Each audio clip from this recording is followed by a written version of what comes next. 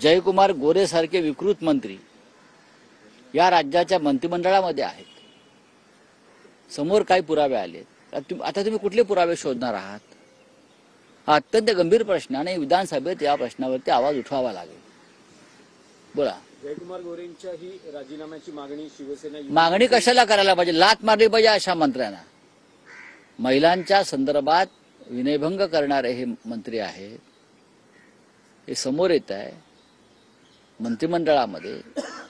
हे मंत्री जर तुमच्या मांडीला मांडी लावून बसणार असतील तर देवेंद्र फडणवीस कोणत्या तोंडाने बाहेर जाऊन महिलांच्या अत्याचाराविरुद्ध बोलणार आहेत, महिलांच्या सबलीकरणाविरुद्ध बोलणार आहेत, लाडक्या बहिणींवर बोलणार आहेत? हा प्रश्न आहे. पण राऊतसाहेब, विरोधी पक्ष म्हणून काही स्ट्रॅटेजी आहे का? असे जे मंत्री आणि त्यांची प्रकरण बाहेर येत आहे. प्रश्न असा आहे की हा नैतिकतेचा मुद्दा आहे ना.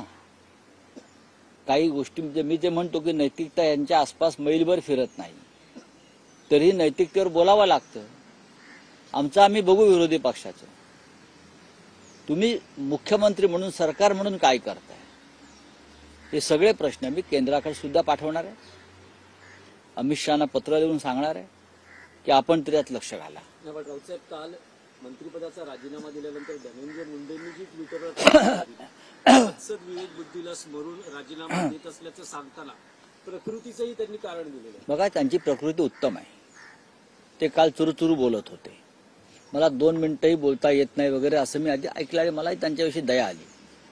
पण काल ज्या पद्धतीने त्यांचा वावर होता, ज्या पद्धतीने त्यांनी ट्विट केलंय, राजीनाम्याचं पत्र ज्या पद्धतीने त्यांनी तयार केलं, त्याच्यामध्ये त्यांना बीडमधील संतोष देशमुख प्रकरणातल्या घटनेचा खूप धक्का बसलाय, व्यथित झाले असं दिसत नाही. त्याच्यावरून स्पष्ट दिसत आहे की माननीय मुख्यमंत्र्यांनी राजीनामा द्या नाही तर लाथ घालतो हे सांगितल्यावरच त्यांनी राजीनामा दिलेला आहे. बाकी मला त्यात काही दिसत नाही. म्हणतात की झळ बसणार नाही धनंजय मुंडेंच्या राजीनाम्यावर आणि कार्यकर्त्यांमुळे राजकारण करू नका, कार्यकर्ते जीवावरती. खरं म्हणजे सगळ्यात मोठे भ्रष्टाचाराचे आरोप असलेले मंत्री, ते पण देशाच्या प्रधानमंत्र्यांनी केलेले आरोप, ते अजित पवारांवर आहेत. नैतिकतेच्या मुद्द्यावरच राजीनामा द्यायचा असेल तर पहिला अजित पवारांनी द्यायला पाहिजे. देशाच्या प्रधानमंत्र्यांनी ज्याच्यावर आरोप केले ते तुम्ही आहात. तर झळ वगैरे काय झळा बसत नाहीत, कळा बसत नाही, त्याच्यावर त्यांनी फार चर्चा करू नये.